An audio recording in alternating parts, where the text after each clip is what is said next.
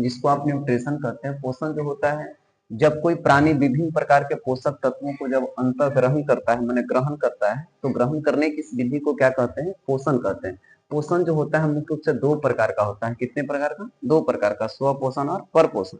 जब एक निश्चित स्थान पर रहकर अपना भोजन स्वयं संश्लेषित करता है तो उसको स्वपोषी कहते हैं और इस प्रक्रिया को स्वपोषण कहते हैं। और जब अपने पोषक तत्व को ग्रहण करने के लिए किसी दूसरे जीवों पर निर्भर करता है तो उसे हम लोग परपोषण कहते हैं। परपोषण भी प्रकार होता है। परपोषण का मुख्यतः तीन प्रकार का होता है। पहला है जिसको कहते हैं स्वपोषण और दूसरा होता है जिसको आप कहते हैं परपोषण। तब परपोषण भी, परपोषण का जो प्रकार है वो परपोषण का प्रकार तीन होता है। पहला का नाम होता है मृत जीवी, मृत जीवी हो जाता है। दूसरा हो जाता है प्राणी, प्राणी समपोषी, प्राणी समपोषी। और दूसरा हो जाता है परजीवी, परजीवी। तब परजीवी जो हो जाती है और दो प्रकार का होता है। एक होता है अंतःजीवी और दूसरा होता है बाह्यजीवी। पहला अंतःजीवी और दूसरा बाह्यजीवी। जो मरे हुए चीजों को खाकर ग्रहण करता है उसे मृत जीवी। जो सभी प्रकार के पोषक तत्वों को ग्रहण कर जाए पर प्राणी संपोषी। और जो किसी पोषी के शरीर के अंदर या बाहर रह करके जो भोजन ग्रहण करता है उसे परजीवी। परजीवी दो प्रकार का, एक अंतःजीवी और दूसरा बाह्यजीवी। अंतःजीवी जो शरीर के अंदर रह के ग्रहण करता है, दूसरा होता है बाह्यजीवी जिसको आप बाह्यजीवी कहते हैं। इसके बाद सीधा चलाता है मनुष्य में पाचन की प्रक्रिया। जो मनुष्य में पाचन की प्रक्रिया एक वीडियो आपको बना दी गई है, लेकिन उसमें से भी कुछ ऑब्जेक्टिव निकाल देते हैं। देखिए पाचन की प्रक्रिया जो होती है मानव में जो होती है पाचन की प्रक्रिया, तो मानव में पाचन की प्रक्रिया जो होता है भैया, पाचन की जो प्रक्रिया होती है, ध्यान रखिएगा, मनुष्य में जो पाचन की प्रक्रिया होती है वो आप समझ जाइए कि कहाँ से होता है। तो मुख से शुरू होता है। कहाँ से शुरू होगा? मुख से।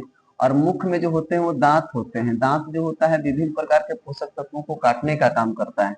दांत जो होता है मुख्य रूप से दो प्रकार का होता है। एक होता है अस्थाई दांत और एक होता है अस्थाई दांत होती है। देखिए अस्थाई और दूसरा अस्थाई। एक होता है अस्थाई दांत। अस्थाई दांत भी कई प्रकार के होते हैं, चार प्रकार के। सबसे पहला का नाम इंसाइजर होता है, केनाइन होता है, के नाइन होता है, और प्रीमोलर, प्रीमोलर, और दूसरा है मोलर। अब प्रीमोलर और मोलर ये विभिन्न प्रकार के पोषक तत्वों को काटने का काम करता है। ये चीरने का काम करेगा, ये तोड़ने का काम करेगा और ये महीन करने का काम करता है। हाँ, और इसकी जो संख्या होती है दो जोड़ा ऊपर दो जोड़ा नीचे, मतलब इसकी 8 गो हो जाती है। और एक जोड़ा ऊपर एक जोड़ा नीचे, मतलब इसका 4 गो हो जाता है। दो जोड़ा ऊपर दो जोड़ा नीचे, मतलब इसका 8 गो हो जाता है। जो 3 जोड़ा ऊपर 3 जोड़ा नीचे, मतलब 12 गो हो जाता है। ठीक है। अब उसके बाद हम अमाशय में चलाते हैं। तो अमाशय जिसको इंग्लिश में स्टोमेच कहते हैं, वो 3 भाग में बटा होता है। 3 भाग में। तो सबसे पहला का नाम है कार्डी एक, है ना, कार्डी एक। पायलोरिक, पायलोरिक हो जाता है। और तीसरा जो हो जाता है जिसका नाम है हुंडिक, है ना, हुंडिक। कार्डियक, पायलोरिक और हुंडिक हो जाता है। ठीक है, इतना तक कि आपको क्लियर रहना चाहिए। उसके बाद आ जाता है आंत पर। आंत जो होता है दो प्रकार का होता है। एक होता है जिसको आप कहते हैं बड़ी आंत और एक होता है जिसको आप कहते हैं छोटी आंत, है ना, छोटी आंत कहते हैं। सबसे ज्यादा ऑब्जेक्टिव इस पर सब फोकस करेगा। और अगर आप जोड़ दीजिएगा, आपका दिमाग थोड़ा सा भी लगा दीजिएगा, तो इससे आप लॉन्ग क्वेश्चन भी बना सकते हैं। तो बड़ी आंत भी जो है 3 प्रकार का होता है। कितने प्रकार का? 3 प्रकार का। सबसे पहला का नाम होता है जिसको आप कहते हैं पोलन, है ना, पोलन, मलाशय, मलाशय हो गया, और लास्ट में हो गया आपका सिक्कम, है ना, सिक्कम। ये तीनों मिलकर के। छोटी आंत भी 3 प्रकार का होता है। सबसे पहला का नाम होता है ग्रहणी, है ना, ग्रहणी, जेजुनम, जेजुनम हो जाता है, और लास्ट में इलियम हो जाता है। ग्रहणी, जेजुनम, इलियम हो जाता है। इलियम में पचे विभिन्न प्रकार के जो पोषक तत्व होते हैं वो पचने का काम करता है इलियम में। इलियम छोटी आंत में पचे हुए प्रोटीन का अवशोषण इलियम का विलय कर लेता है। ठीक है ना, इलियम का विलय कर लेता है। ठीक है ना बाबू, इलियम का विलय करता है। ठीक है। अब यहां से अगर क्वेश्चन सीधे सी आगे की ओर अगर बढ़ते हैं तो मुलाकात होता है, आप देख लीजिएगा, प्रकाश संश्लेषण, प्रकाश, प्रकाश संश्लेषण, है ना, प्रकाश संश्लेषण, फोटोसिंथेटिक्स, है ना, फोटोसिंथेटिक्स। प्रकाश संश्लेषण एक वैसी प्रक्रिया, बहुत वीवीआई क्वेश्चन है मैट्रिक एग्जाम के लिए। प्रकाश संश्लेषण एक वैसी प्रक्रिया है जो क्रिया जिस प्रक्रिया के द्वारा हरे पेड़ पौधे अपना भोजन को बनाता है ना। जिस प्रक्रिया के द्वारा हरे पेड़ पौधा अपना भोजन तैयार करता है उस प्रक्रिया को प्रकाश संश्लेषण कहते हैं। और प्रकाश संश्लेषण होता है जो विकिरण ऊर्जा को, है ना, विकिरण ऊर्जा को रासायनिक ऊर्जा में बदलकर रासायनिक ऊर्जा में बदलकर अपना भोजन बनाता है, जिसका रासायनिक समीकरण है 6 गो CO2, 12 गो H2O, सूर्य का प्रकाश माने सूर्य का प्रकाश बट्टे क्लोरोफिल होता है, ठीक। सूर्य का प्रकाश लिख दीजिए ना भाई पूरा, सूर्य का प्रकाश बट्टे chlorophyll, carbon 6, hydrogen 12, oxygen 6 plus 6 गो O2 हो जाता है और प्लस 6 गो H2O हो जाता है, और अधिक मात्रा में क्या हो जाती है, ऊर्जा की प्राप्ति होती है। इतना को हम लोग ग्लूकोज का सूत्र कहते हैं। क्या कहते हैं? ग्लूकोज का सूत्र कहा जाता है, ठीक है ना।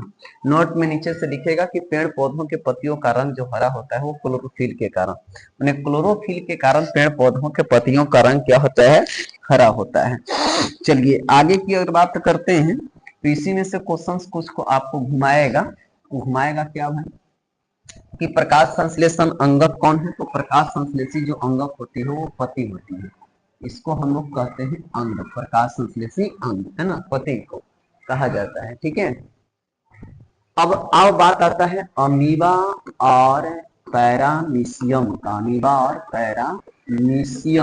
तो अमीबा और पैरामीशियम जो है भाई, अमीबा और पैरामीशियम, तो अमीबा जो है इसकी आकृति अनिश्चित होती है, पहला ध्यान में रखिएगा कि अमीबा की आकृति अनिश्चित होता है और पैरामीशियम की आकृति निश्चित होती है।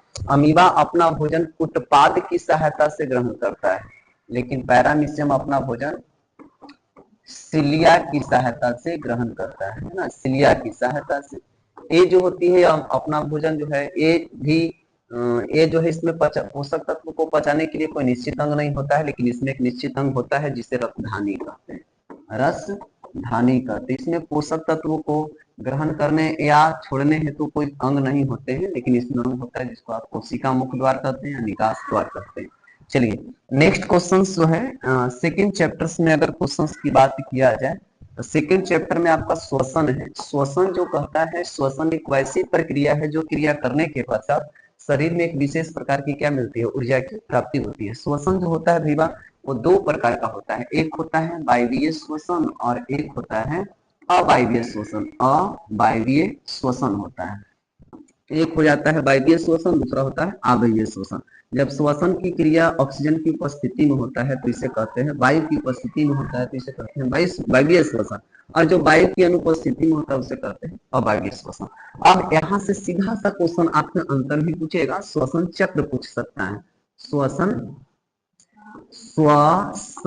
चक्र पूछता है। तो श्वसन चक्र कहता है, देखिए श्वसन चक्र में जब ऑक्सीजन शरीर के अंदर प्रवेश करता है तो इसको प्रश्वास कहते हैं, ठीक है ना। और जब CO2 शरीर से बाहर निकल जाता है तो इसको उच्च श्वास कहते हैं, है ना। और ऑक्सीजन प्रवेश करेगा तो ये प्रश्वास होगा। दोनों को मिला करके एक साथ इसको कहते हैं श्वास कहते हैं, है ना, श्वास कहते हैं। जब ऑक्सीजन हीमोग्लोबिन से मिलेगा, हीमोग्लोबिन से मिलता है तो इसे ऑक्सी हीमोग्लोबिन कहते हैं, ऑक्सी हीमोग्लोबिन कहते हैं।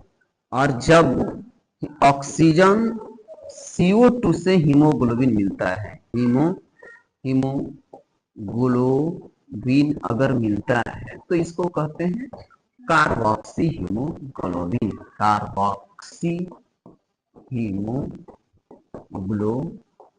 कहते हैं, है ना, कार्बोक्सी हीमोग्लोबिन कहते हैं। और इन सभी प्रक्रिया को हम लोग कहते हैं श्वसन चक्र, ठीक है। यहाँ से अब कुछ